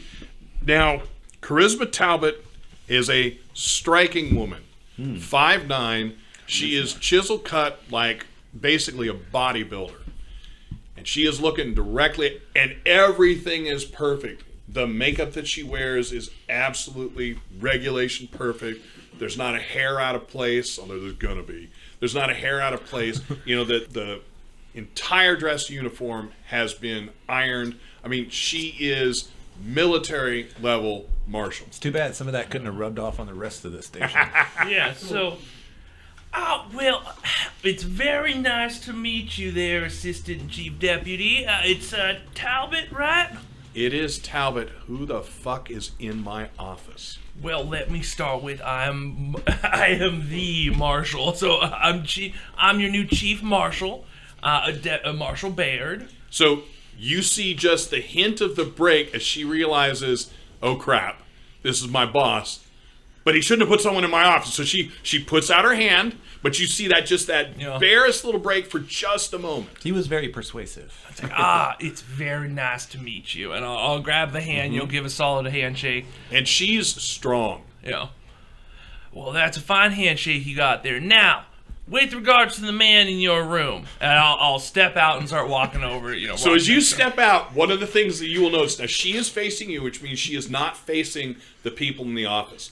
As you step out and say about the man in your room, all the 8 people that are in the office are all looking there, and as you step out, they look up at you and then look immediately down at their desk like they're doing something. Yeah, I'll say, "Good morning, deputies." And then the majority of them say, "Good morning, Marshal," as if they were doing work, and this is taking their mind off the work for the half second while they do the correct thing. It's good to have manners. And I'll step over so that I'm in the doorway. I'll say, "Good morning, Bateman. Why don't you go ahead and clean?" Oh, so you open the door for him. So he's up at the sink still brushing his teeth. Yeah, or brushing his hair by now, probably. In my underwear still. Brushing my teeth. I'll say, "All right, good morning there, Mr. Bateman. I need you to go ahead and finish getting ready. I see you're in the middle of that. The Deputy Marshal, Assistant Deputy Marshal, is going to need the room here. Oh, thanks, Marshal. Sure thing. I'll be right out. Just give me about a half hour. And excellent. And I'll close the door and I'll. So as you look back at her, she's looking at him, looking at you. She looks at him a little bit longer, and looks at you, and then just this strange change to her face. She goes, "Oh, I understand. Yes, it seems that. Very good, Marshal. Okay. He's yours." Your little kept psychopath. No, then I'd be in his room. I'll say, well, as you can see, Mr. Bateman here is a representative of the Seegson Corporation. I've definitely heard of them. Excellent. Well, you might not be privy to the email that it wasn't email, right? Effectively, yeah. The little email that I received last night. Mr. Bateman here is going to be our new contact for getting supplies to us, and we need to make sure he's got some, is taken well care of. And unfortunately, last night That means bedding him? I mean, placing him, giving him a bed. He needed to sleep here? Yes, as you can, you might have heard, I was not able to make it in on time. We Yes, ran I did into hear. a bit of patch of a rough patch, and well, Mr. Bateman here was collected by one of the fine deputies here. I'm sure I'll see the report on my desk with all the other ones you so kindly put on my desk. And so I thought, my room is too full, and I'm staying there, but your office was so clean and you had some space. I figured we'll let Mr. Bateman stay there for the night when he can get his accommodations in the morning. And as he's saying that, I'm smacking my leather shoes Well, together. the door to get- shut as soon as he opened it. The door's Okay. already... Well, I mean, I'm still in there knocking the dirt off my shoes on her floor. And we just hear a light like... Right, like clunk. I'll say, so you'll have your office there just said about half an hour, and then, then we'll go ahead and get on about the day. I'm probably gonna have to talk to Mr. Bateman a little bit more, iron out some details for the Seegson deal. But we're probably gonna be seeing Mr. Bateman here more at the office. Will he be staying? Oh, good God, no! This was a one-night thing in consideration of. She again gets that odd knowing look when you say it's a one-night thing and just nods. This is just getting worse. I realize that as I'm saying it. I'm just trying to say that he's stuck here. So he shouldn't be, God willing, he won't be coming around no more for the night. I thought I was getting somewhere. So I'm She thinks smiling, he but did. she nods her head and she keeps it extremely professional. She nods her head and she goes, "Very good." And further, now that I'm here, I came to a little bit of a in disrepair office. Now, I'm going to need to try and figure out if that was due to the old, Marshall here. But how long was it since he passed? How long has it been? Your predecessor? Yes, yeah. We have been waiting for a marshal now for almost 6 weeks. Almost 6 weeks. And wow, there's still all them files out there on my desk. Well, 6 weeks. I perused some of them. They seem pretty old. Well, you know what? I'm thinking that maybe this old marshal might have been the one to have things in disrepair. What are your thoughts on that? So you can tell that you have backed her into a corner. Mm-hmm. Good deflection. She effectively has two options. One, dump it on the old marshal. Two, take on the fact that things didn't get done the way they should have been.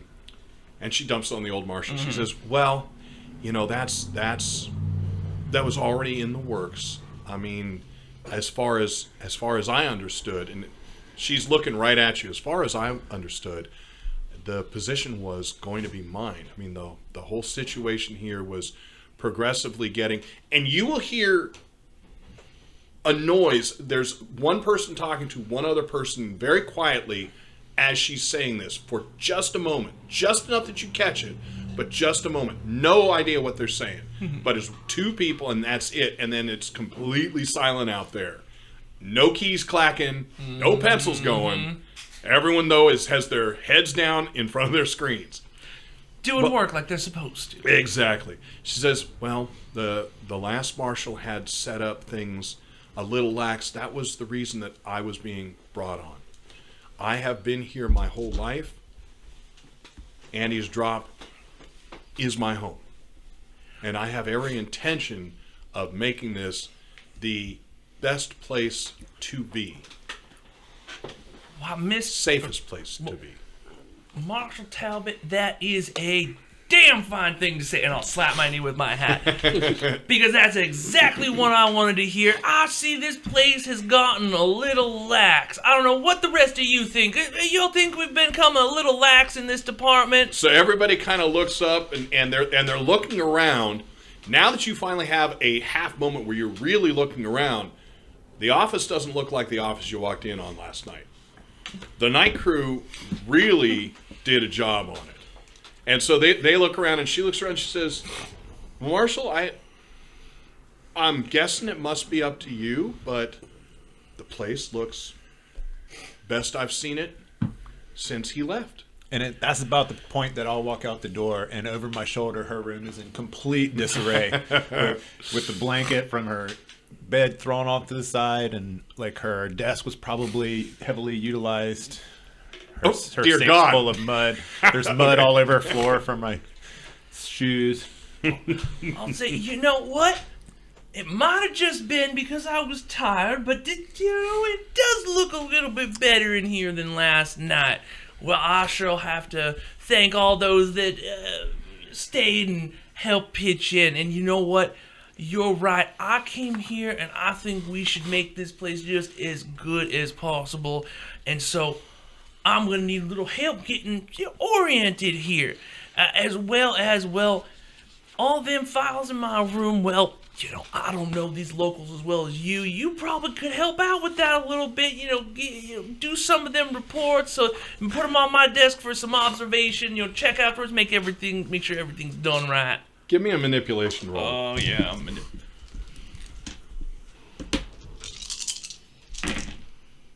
Oh, you want to try and fuck with me? All right. I got 3. So she has 1. So you have not only the 1 success, but Impressive. you have 1 if you want to do a stunt from it if you need to. So she says, I think that's a great idea, Chief Deputy. I will get right on it. And she looks at you, looks at the door, looks at you and says, may I? I'll say, I need to freshen up just a little bit more, get ready for the day. Very good. I'll bring some over to you in a moment. And Lance is now in the doorway, and she looks at him and she goes, and him? Well, Mr. Bateman, I believe you need to go get settled in your accommodations for... Yes, my correct? accommodations. That's right. Yeah. Yes, well, we'll go ahead and we'll stay in touch for ironing out the details of the deal with Seegsons. Speaking of, you wouldn't happen to have a marshal you could send me over there to the hotel in a patrol car or something, because that's a long walk from here, and You know I what? got better things to do. And one of them that's now effectively to your right kind of hops up and says, I can take him, sir. Well, And immediately you realize that he wants out of here. It's Kenji. It's not one that you've met. Okay, I'll say, and your deputy... Deputy Kenji, sir, and gives you this kind of weird salute, like maybe it's supposed to be military. He's not really sure, but you're coming in as a ton of bricks, and he doesn't know you. He says, well, it's a pleasure to meet you. I think that's excellent. Bateman, go ahead and go with Deputy... sorry, say it again. Kenji. Kenji here. He's going to go ahead and take you where you need to go. Much obliged, Kenji, and thanks, Marshall. So he'll walk halfway to meet you, and then as you're coming, says, "Follow me, sir. I can take you in the car." And they leave. Now you will watch Talbot watch him leave, and you're pretty sure she's not watching Bateman as she's kind of glaring. She's jealous. watching Kenji as she's kind of glaring. And she looks as she finished, she looks back at you, sees your eyes, kind of opens her eyes a little bit and says, "Marshall, when you're ready, let me know." And then she turns around to the squad and hollers out, "Smits, Cameron, my office now."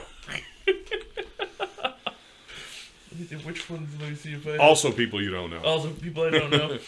None of the night crew is there. Now I know. Wait, who are those? It's Smits and who? So that's Smits and Cameron. Those are the two she just called in. Talbots, bitches. Smits, say it again. Smits and Cameron.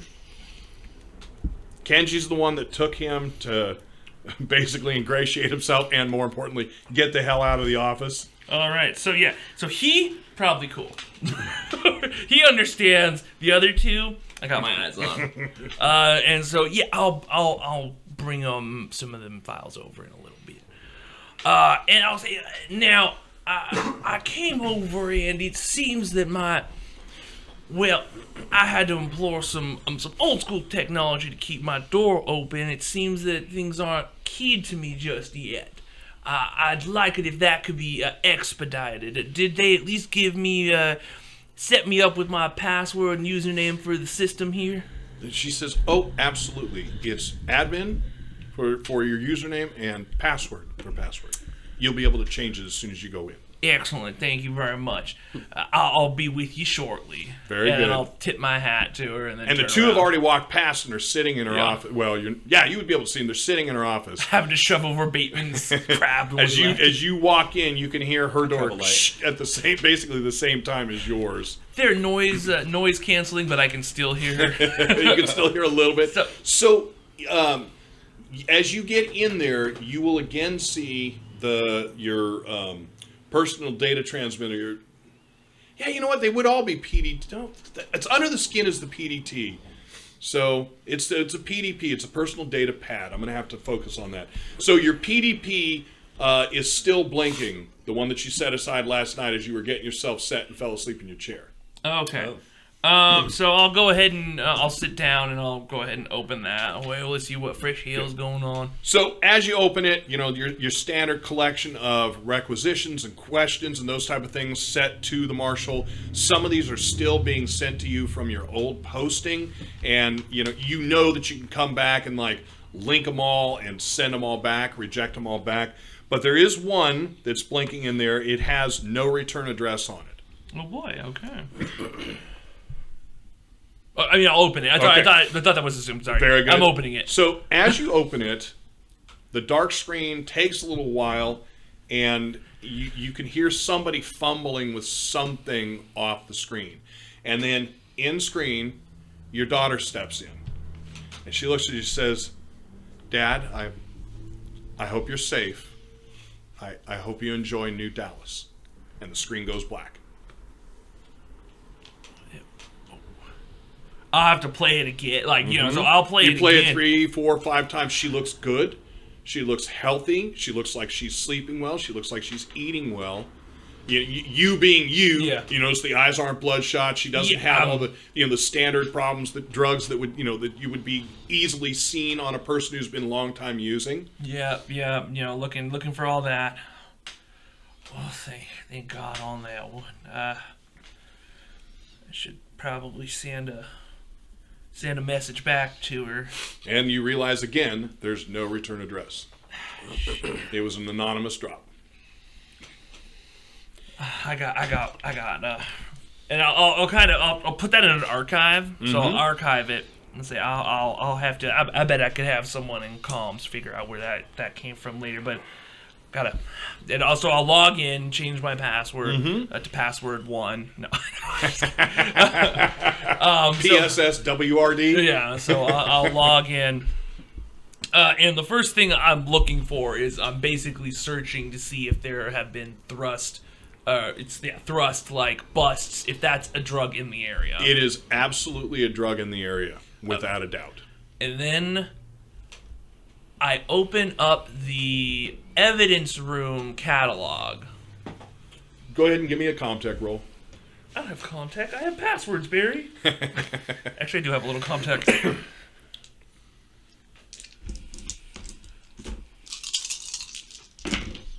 I'm pushing. I believe it. I think that makes sense. Oh, yeah. Okay. 3 successes. Oh, jeez. All right. So I hide my tracks, too. So in quick succession, you're able to find out what's in the evidence locker, identify which ones you could potentially pull from, reset numbers, set it so that you are backtracked out. Basically, someone coming back in is going to need 2 successes to bypass your work. Okay, excellent. And you know where they are and what you can pull. For your sheet, if you want to put down, you are going to be able to pull 12 doses. Okay. With literally no one being able to find out. I'm not even going to make a roll. You want to go past that, things change. Okay, so I see that and I say... Additionally, you would go beyond that. You know who's been arrested, how long a time they've served in here. Did you catch them selling? Did you catch them carrying? Is there a consideration that this person is distributing? So you have all of that information too. Excellent. I'll make some kind of copy of it that I can hold on. Sure, absolutely. Okay, excellent. Yeah, so then I will spend, a little time getting ready. I'll get in my marshal's outfit, whatever that look, Right, sure. Big jacket thing. Shine up the badge. The badge shine. Get that badge shine. And then basically lift up. I'm not an asshole. 3/4 of the things of the well, so files. here would be my question: picking up the files, are you going to? Because it's pretty simple to figure out where they are. Are you going to give back the older 3/4 or the newer 3/4? Older. Right. So it's the stuff that newest. should have The been done. newest stuff is the stuff you're keeping. Yes. Very good. So as you walk out to go to Talbot's office, we'll move to Dr. Langtree. So, Dr. Langtree, we're farther in the day. Nobody is going to go wake you up at 8 o'clock. We're closer to around 12, and you've only had maybe 5.5, 6 hours worth of sleep, but you're used to that. And so, when you get a very polite alarm, boop, boop, comes up, I don't know if you would already be up or... Yeah, I imagine that Dr. Langtree is very used to not sleeping very much. That's what I was thinking. And so, yeah, she's probably already up, and I think she'd be reviewing just what she can find on, the hospital's, memorandums of understanding, any kind of, what are they called? Not slogans, but, principles? Sure. There's a word for it. Mission statements. Mission statements. Thank you, Dave. Yeah, just to familiarize herself with all of it. With the background Rose gave about Dr. Kumari and how this is a difficult transition, Elizabeth is looking to show that she respects that, and she intends to uphold the values that are already presented in the hospital. Okay. So that boop, boop, goes off once, not a second time, but goes off the one time as you're reviewing them. And I'll stand and go open my door. And standing there, she's about 5'1". She's a woman from India, by look, very clean, very kept. She says, "Good morning, Dr. Langtree. I'm Vida Kumari." And I'll shake her hand. It's wonderful to meet you. Please come in. And she does. She steps one step in the door so the door can shut, and then stands there. I don't know where you go, but she doesn't move from there. I feel like I remember there being a little table in here. Yeah, so I'll gesture towards the table and would you like some tea or coffee? Tea would be fine. Okay. And she goes and sits down. You bring the tea. She waits until you're sitting. Little strange. You would expect her to have started talking before. But once you're sitting and she takes a single drink of the tea, probably being friendly and accommodating, showing respect for you offering it, she starts in. She says, "So, Dr. Langtree, you intend to take over my practice here?" That's correct. I would like to go over with you a number of the things are here. And she starts. It's about 30 minutes of running through the mission statement. I'll pause her after, within 30 seconds to grab a data pad to start taking notes. Perfect. So what I'm going to have you do on this one is I'm going to have you I'm going to have you make a manipulation empathy roll. Okay. I don't think I've made an empathy roll yet. I think that's quite in line. Bateman. It's not on my character sheet. I'll push it. Okay. Does my character sheet not have that? Yeah, right. I can totally see you clack the shoes. Like, yeah, what? Not only did Dirt's I all not fall get any off. successes, but I got 2 aliens. Okay. So, tell me again what you did. I'm sorry. Panic test. No. Well, I did the empathy roll. All right. So, you realize that you realize that she's fishing. In fact, very quickly on, you realize that she is looking for a way to stop you from taking over and have an excuse to stay. Now, you still are not certain exactly why she is leaving, but it puts you on edge. That stress is going to leave you where you're kind of like, okay, what does she want? 'Cause Going you know into the she's defensive. leaving. You know she needs to leave, but she's making it fairly clear that she doesn't want to. And she won't really slow down enough for you to get another non-response in. Every response, she is you're where she expects you to finish the response, she cuts you off and starts talking. So, Elizabeth's response to this is she's going to lean back on her upbringing, which was toxic political stuff. Mm-hmm. So I'm going to put my hand up and say, pardon me, I do have something to say. Yes, doctor. I understand that your transition is not a voluntary one. And I want to assure you that I am a very competent doctor, and I'm very comfortable managing a staff of this size. You're leaving it in good hands. These people are not being treated well. The corporations are not treating them well. The USCMC is not treating them well. We have rebels here. We have a contingent of UPP, and we're dealing with all of them. There is a thrust problem. Over the last 6 months, the number of people using has more than doubled. We are seeing murders in the streets. None of this was here 10 years ago. I am leaving this facility, and she starts to get a little weepy. I'm leaving this facility because I have no choice. What I need to have done, the procedure I need done, can't be done out here. I'm going back to Seoul, and I'm not sure I can come back. But if there's a chance I can come back, I want to come back to the colony that I left. You can imagine my concern when I'm getting someone who, albeit has a fantastic resume, which you do, but who is coming from the inner system, coming out here to the fringe. You can imagine that I would not be comfortable. Coming from the inner system has given me a lot of experience, as you can tell from my resume. And the concerns that you've listed, I've dealt with, I've experienced, I'm comfortable handling.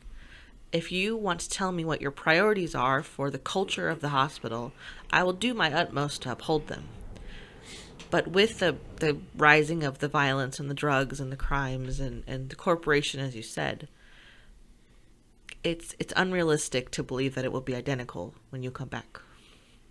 If you come back. And she breathes a big, heavy, not a good one, but it seems to be kind of a release. She says, she begins kind of just slowly talking about stuff that's now kind of more middle of the road, things that you need to know, but not that she would be impassioned about.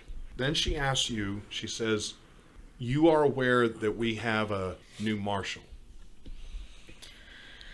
I am well aware of the new marshal. Oh, so you've had dealings with him? We came to this planet together on the same airship.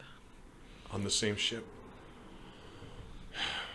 Was he the reason you were late? That seems to be a little bit of an attack, but not a strong one.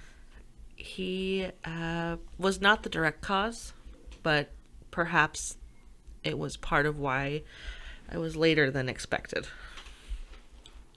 So his predecessor disappeared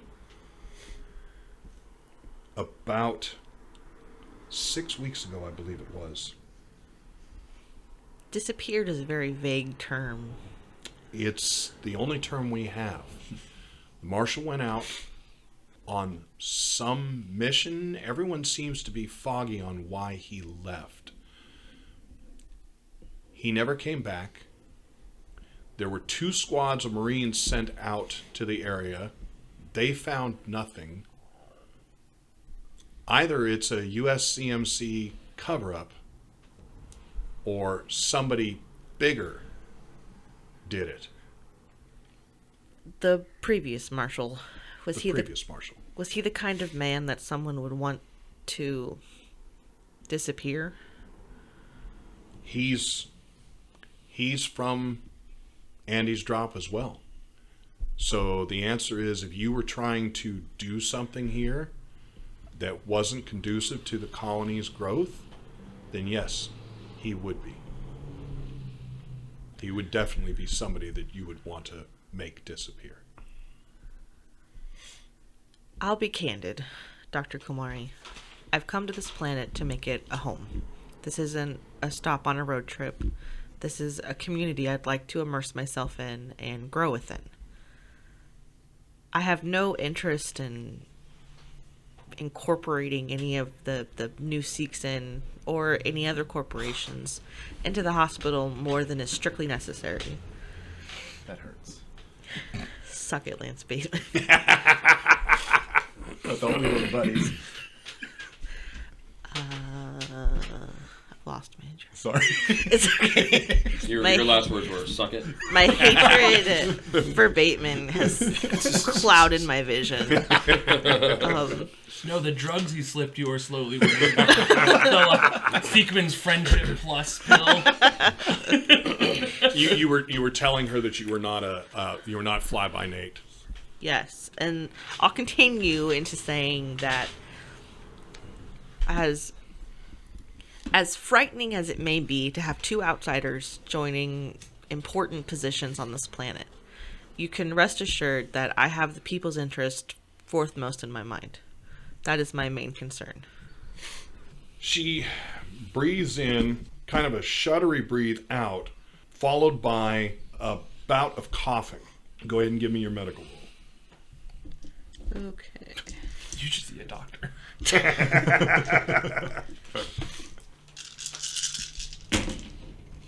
Okay. Nice. I know. Holy I definitely shit. know what's wrong with her. She doesn't have to leave no more. She can. Elizabeth can fix her. So I got 5 successes. So when you are hearing it, what she has is more than just respiratory. It seems systemic, the whole body working against her. The cough ratchets up from a little one to a big one, at which point she crunches down with all her might, which you can see, to put it under control, and has one last cough, and she's done. She says, I'm so glad to hear you say that, and I'm so glad that you're not on the side of the corporations. I don't know that Weyland-Yutani is going to leave, and we already have a number of other corporations coming in, showing us that they want to be part of the colony, but in reality, I think they just want to take us back over and rape the colony for everything it's worth. And these people have suffered for years. It's not right. And you can see this is really hurting her. Mm-hmm. So she will take another sip of the tea, almost set it down, then take a much longer drink of it. And then she says, well, I think at this point I should show you around the complex, and I'll let you see what we've done here. And she kind of perks up with that, and you go on a tour. Cool. So, Sergeant, you and your men land. All right. You got the motion tracker going. You also have the PDT, effectively, signal tracker going. The motion. So I looked up the motion sensor. Scans up to 1 kilometer away. Yes, right. So you got those two things going. So you are dropped right outside the blown out component of the shuttle. Okay. Secondary mission, I believe I said it, but if I didn't, I will tell you my mistake. I didn't. Secondary mission was to try and figure out what took this thing down. Oh, okay. That's after you find out what happened to his son. You say we're set down next to the blown out component, meaning You're set down on the side right next to where that blown out area is. Okay. So you're where Cole climbed up the side to look at the blown out part. All right. Do we have a signal for Perkins? Yep. And it's still, even with the repeater right now, because you're so close, it's doing that weird jumping thing. And again, you're not stupid. You know your shit. There's no way that it's moving. Does it always seem to originate from a certain point and Nope. then jump? It's all over the place right And now. how far of a distance is it jumping from? Half kilometer? Okay. Yeah. So as you start moving away, it stops doing this kind of all over the place thing and starts bouncing kind of back and forth in a V. So it bounces back and forth effectively between roughly 3 points. I mean, it's slightly off in the angles it's going, but it's getting better. And you guys are moving based on your assumption of how things would move. And you seem to be right. The farther you're moving in that direction, the more it's stopping being a bouncing helter-skelter, and it's just bouncing in 2 points. All right. So at this point, We gotta try and catch them. right, so at this point, you figure that the signal is coming from one of two places. Right. And as long as you travel a straight line with the repeater set up and nothing else going on, it's just literally walking. All right, we walk. So you guys are moving, and Navarro, again, now we're all in helmet, right? Navarro clicks in, he says, Sarge, I've got movement. So the cats, or I guess that's what we're calling them, they had that weird thing with their fur, the thing where they seem to kind of move in and out and disappear. I mean, shooting them was hell, and we didn't get any of them, at least not to my knowledge. Although somebody knows that you guys did shoot one. I think it's Cole. I killed one. Oh, did you? You killed one? Okay. I killed one. So I took its talons. So We know they're out there, so we'll yeah, just... he says, but, and he pulls back. So I mean, he's forward, man. He pulls back and he says, "Watch this." So you will see it bleep, it's doing it, and then it'll do this weird long bleep as if the creature had moved about 15 feet in the nanosecond for that sweep, and then it's gone for the next one, and then when it comes back in, it's somewhere in the middle of that arc it made. And he does the normal things like taps it to make sure there's there's not a short in it. Okay. And he says, Sarge, I don't know if this is something wrong with the motion tracker or if it's something wrong with the interference. He says, but it seems to me that we're going to have some troubles with these things. And Biggs will kind of pipe in at this point. He goes, those things are real hard to track on motion trackers. He says, Sergeant, I'd like to suggest he coils himself back in. We're not tracking cats. I No. just want to be aware of their presence. He says, Sarge, I'd like to just suggest that we are all eyes up. Right. And I suggest that we just stay on Perkins. And so then Biggs says, your orders? Stay on Perkins. Okay. So you guys continue moving, and you're doing the same thing. In the basically diamond that you guys set up, you guys are moving through to where you are no more than 2 meters away from the next guy. That way you have full view of the next guy's body. All right. Okay? As you guys move through the blades, I'm assuming you're not chopping them down, because that would take you fucking forever. Yeah. Instead, you guys are just kind of pushing past. Right.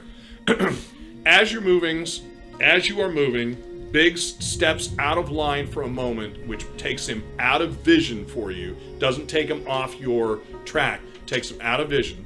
He steps back in. He holds a fist up, and we'll end right there. Thank you for listening to another NCRP Productions podcast. To stay on top of everything we're doing, you can follow us on Instagram and Twitter, and like us on Facebook, all at NCRP Productions. You can show your support and help us continue to produce content by joining our Patreon. We offer additional podcasts like our B-Sides and have GM materials, maps, and other fun things you can discover over time. You can find our podcasts on YouTube, Anchor, Spotify, Apple, Google, and many other fine podcast sites. Just look for us at NCRP Productions. We value your thoughts, so please don't hesitate to leave us feedback or comments. And if you would like to contact us directly, you can email us at ncrpproductions@gmail.com.